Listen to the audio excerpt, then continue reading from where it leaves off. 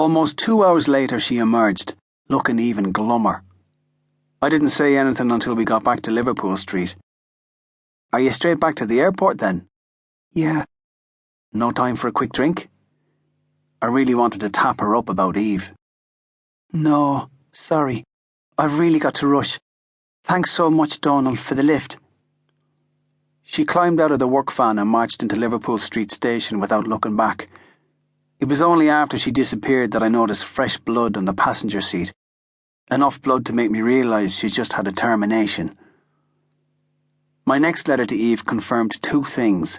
1, I'd taken Tara to her job interview. 2, from now on, I'd prefer to communicate by phone.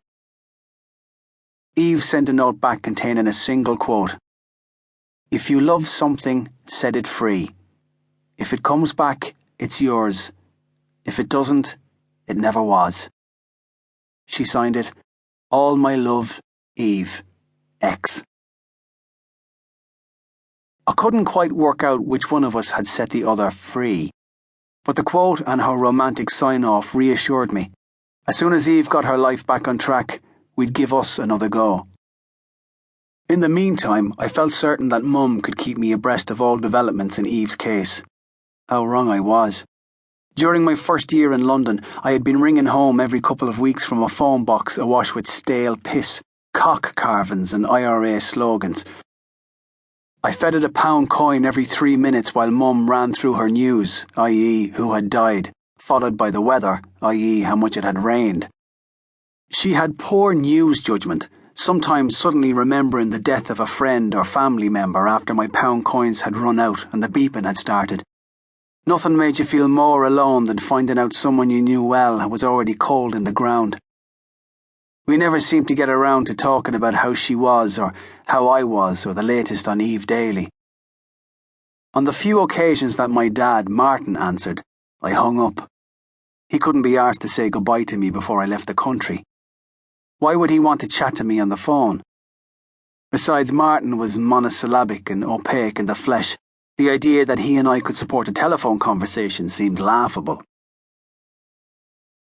Then, about 2 years ago, I stopped calling home altogether.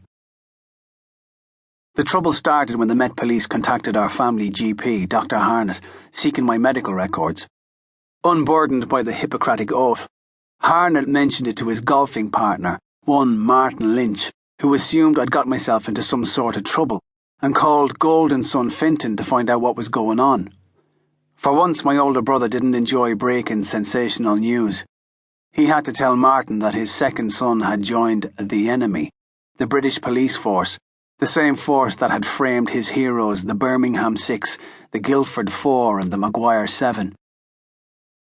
After a long silence, Martin Lynch very quietly but clearly gave Finton the following instructions.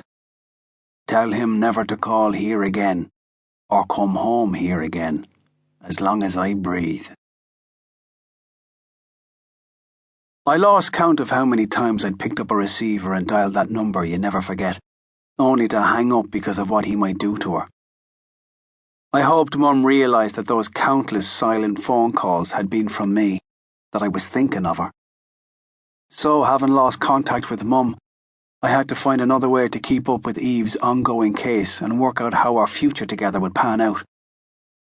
Until Finton came to London, my sole source was the Irish newspapers, especially the one that had employed my brother at the time, the Evening Press. Credit to Finton's news nose, he sensed right away he had the inside track on the scoop of a lifetime, but even he could not have foreseen just how globally massive the Eve Daly case would become.